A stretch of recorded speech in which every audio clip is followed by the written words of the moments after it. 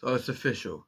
Formula One's new regulations are in full swing as we have had half a season of these regulations and, well, I'm not sure if the tide has turned on the regulations yet, but there has been some improvements and it's been great to see it. However, are these regulations really worth watching Formula One for this year? Green will be the next question. It was quite a rocky start in Melbourne when you saw George Russell claiming pole and the race win when he was lifting down the straight to gain more speed in the corners and vice versa as well, and when you saw the two Ferraris overtake pretty much almost everyone at the race start and then get overtook just for strategic reasons and then re-overtake like we saw with George Russell and Charles Leclerc at the very start. It got people questioning, is this really what Formula 1 is going to be for the whole year?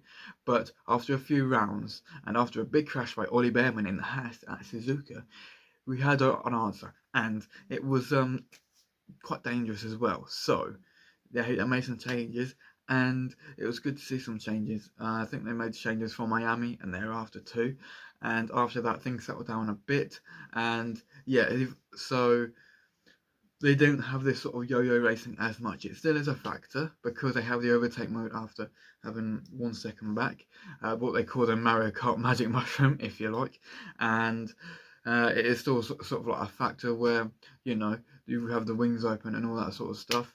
With the Active Aero 2, it's got a lot better on traditional circuits and, in my personal opinion, on tracks where you sort of don't have to manage energy quite a lot in circuits like Silverstone and Spa.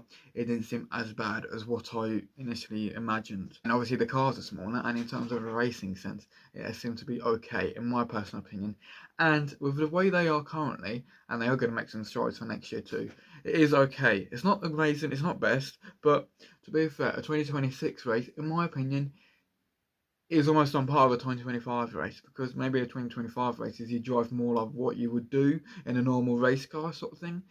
2026 has a bit more action and it is a bit more entertaining in that sense. So it comes down to the sport versus entertainment sort of question again, but it's really down to personal preference. But for me, I don't mind it too much at the minute.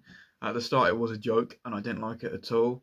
But now we've sort of found a middle ground and that kind of thing, and it is good from what I think. But it's not perfect, and it is quite sad to see the cars go through Pawn in like 6th, 5th gear or something, rather than the 7th, what they should do, or even 8th, like what they were doing last year with their heavy downforce cars. But yeah, it's good to see them making steps, and it's good to see that actually listening to drivers and stuff, because we've had it in the past where the FIA have not listened at all, and they've just swept it under the rug, where it has really hurt the sport. So it's good they're not doing that, and it's great to see they're actually trying to make changes for the positive too.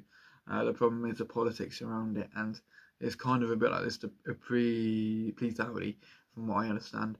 And yeah, it's if they got rid of that, then Audi would just leave like tomorrow basically.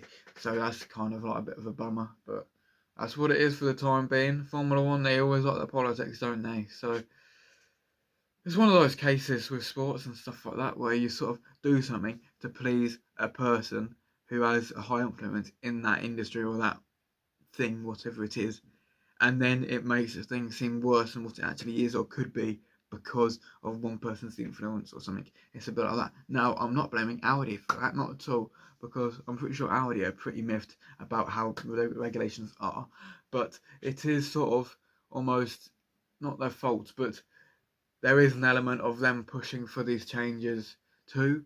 And yeah, it's the yo-yo racing was good for the show and stuff, but for me it felt a bit too much like watching an oval race. And when you have a circuit race, watch seeming to race a bit like an oval, it's a bit weird, where you're getting a draft and someone and just overtake, getting a draft, someone overtake. Now we did have the DRS Chicken Games back in 2022, which you could say that's artificial, which it is true, it is artificial, but it did seem a bit more fair in that it was a bit more predictable. And that was gaming a system. Meanwhile, now it was how the engines are and stuff like that. So I understand both sides of that, but yeah, it's okay. And his cars are a lot easier at following too, which is a big plus. And I do personally like it. I do think it's really good. So I'm a bit torn on this, but I think Formula One 2026 is worth watching. And, well, we may get an Italian world champion for the first time since 1953 or something crazy like that in Kimi Antonelli. So it's worth watching for that alone. History could be made.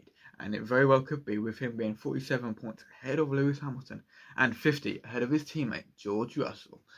But yeah, I do think it is really good this year, and it's okay, but there's going to be some changes going on to next year, and I believe 2028 too, where it probably will be a bit more normal to what we know of.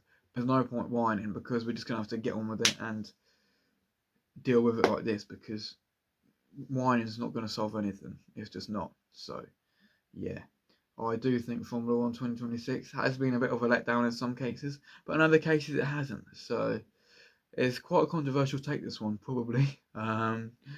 But this is just my opinion, so yes, you've got to treat it as that, and as someone believes what they're saying is correct to themselves. But I think Formula 1 in 2026 is worth watching. These cars and regs will get better from what we know. And yes, Max Verstappen has been a bit less vocal about stuff. He's just been more vocal about performance and stuff too. But I'm not happy with everything in Formula 1 at the minute. I'm really happy with everything in Formula 1 at the minute, because there's so many politics.